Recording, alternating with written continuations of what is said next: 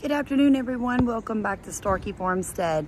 All right, so I have such a treat for you guys. We just completed a 6-hour class with some of the most amazing experts in their field, sharing their knowledge with you here in Southeast Louisiana, Zone 9A, 9B. The title of our class was Sustainable Loop Systems Have a Place in Agriculture. And basically, we received a SARE grant to put this class on.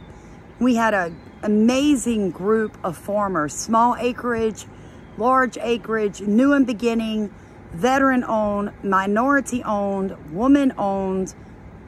I was so excited. So I'm gonna just quit talking, let you guys hear our first speaker. This is Mr. Christopher Muse with Muse 3 Farms. He's gonna talk to you about the USDA NRCS EQIP programs and other such financing that you can get to help with like cattle and sheep and goats. So he's also going to talk to you just about farming and how important it is to work within the structures that are set up for you guys. So I hope that you enjoy this. Please like, comment, and subscribe and share our video. Again, we receive funding for this project and this class, and Mr. Chris is our first presenter. You guys have a blessed day. With that one, we're going to go to different watering troughs because NRCS has specifications on what those tubs and things are supposed to be. And it's a process. Like we probably started in 2021, got awarded in 2022, and here we are 2023 trying to, because you have to pay up front. Exactly. They inspect and reimburse you, but you have to have the finances to get it started. Right. It takes time and effort. Right. And we was kind of moving pretty quickly, so some things we had to go ahead and do and put in a lot of the interior fencing and things. But I'm optimistic we're going to get something in our EQIP contract this year. But we were also able to get the CRP contracts on that pasture land. Now what is that? CSP, Conservation CSP, Stewardship Program, which allows you to basically get paid for implementing certain soil health conservation practices on your land. And you can do the two together. You can do the two together. For example, this year, one of my conservation practices was when I distributed hay, I needed to move that hay bale around, different hay bales across the field. So we wanted that hay, when the cattle eat that hay, the remnants that's left, we want to spread that out over the field. So every time we put out a bale of hay, we moved it across the different parts of our paddock. That was part of my conservation practice. See, I'm trying to figure out how I'm going to do ryegrass next year. Welcome to the club. Ryegrass has been interesting. This is That's why we need a Next year's going to be really interesting. Right. And that's another good thing about rotational grazing, because now as you're getting ready to transition from your summer grasses to your winter grasses, you can take some paddocks out of commission, right? And you go ahead and you plant those, and while they are obviously, working on some of the other paddocks. So it allows you to do maintenance on your paddocks. Yeah, it helps you keep up your pasture better, actually. Exactly. It's all said and done. The pasture we got was in bad shape. It was like that.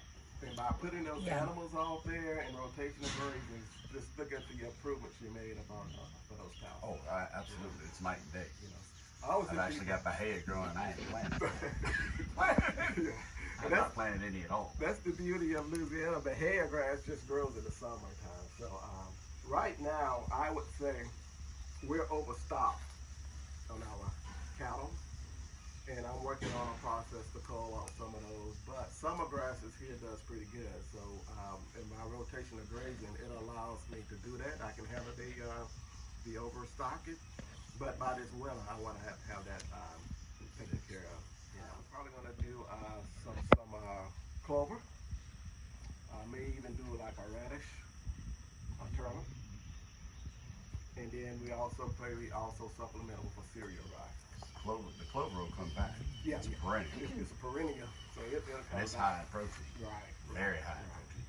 And as much stuff that you can get to come back, that's great for you, because that means that's less money you have to expend, right? That's why I was saying I don't know if I'm gonna do ryegrass next year. I don't know if I'm gonna plant clover or not. clover, right? And you know, also there is a perennial ryegrass, and I've asked every farmer around here why you don't use it, and Don't grow right.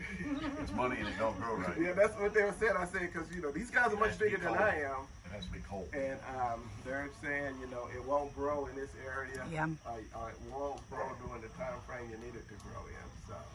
So now we're stuck with annual grass. But also, you're going to probably have to have, in addition to that, some hay, because there's going to be a transitional period between the time you transition from summer grass to winter grass. And the challenge is to figure out then how much hay you're going to need to allow you to do that transition. And that's going to basically be based upon the size of your farm, how well you think the ryegrass is going to do. Most farmers this year, they pretty much almost had to go back and acquire more hay because $1 an acre to keep that land in the pasture land. What does that stand for, CRP? That's the Conservation Reserve Program. But the objectives of that, though, you have to keep it in there. You have to do like a 10 to 15 year commitment. It says you're going to keep that land in pasture land. And the CSP and the CSP. And you can't, between April and July 1st, you can't cut hay on that property because they want you to leave that land in a state for the birds to migrate. Can you have cattle on it? You can cattle, you can Rotate rotation of graze, you can do all of the plant conservation activities you can do.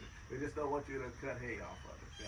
Doing that. We don't have a problem with that. So yeah, so take a look at that. I think that program you have to sign up before. Was it June? Is it like May 26th? Yeah, I want to say it's before June. Right. So take a look at that one yeah. as well. You may as well get. I mean, the land is there. Right. You may as well use it and make it work, and you got to maintain it. You got to conserve it as much as you want to. So take advantage of those programs that they have. So they're not coming out there telling you what to do on your property. I mean, I'm sure there's a guideline. There's a guideline. They're probably going to work with NRCS because they do all of the other planning. But it's basically, what's the chance that they go out if you do cut hay? I guess. I mean, what's the chance that they're actually going to come out? But that's the only thing that I really saw in the guidelines that said you can't do it, and you can't, do anything different with that land. Like you can't build a house on that land. If you do, you're going to have to pay back, I guess, whatever piece you take out of rotation, you have to pay that money back. Now, I came from Baton Rouge. He brought me out into the country. So when I bought this Blame it on the property, man. I started checking into all this stuff. The first thing we had to do was get a farm track number. That was the very first thing. I had no idea. First thing, you have to go to the FSA office, yes. sign you that farm number, then you get the track number, now you can go to the NRCS. It's really interesting because you got two different agencies you have to deal with. So you have to start with FSA, get that farm and track number. So if you don't have that and you have land, whether it's timberland, pasture land, cropland, make sure you have a farm and track number. Even in areas now, because in the cities they're doing urban gardens in the backyard, you should even get a farm and track number for that if you're doing that as well. So. Especially for funding. Because like he's right, so you start with your farm number, your track number, you can then work with USDA and NRCS. From there, you can go as far as sam.gov and work with federal funding, which is your grants and your like bigger programs, So you've got to do it all very orderly, very orderly.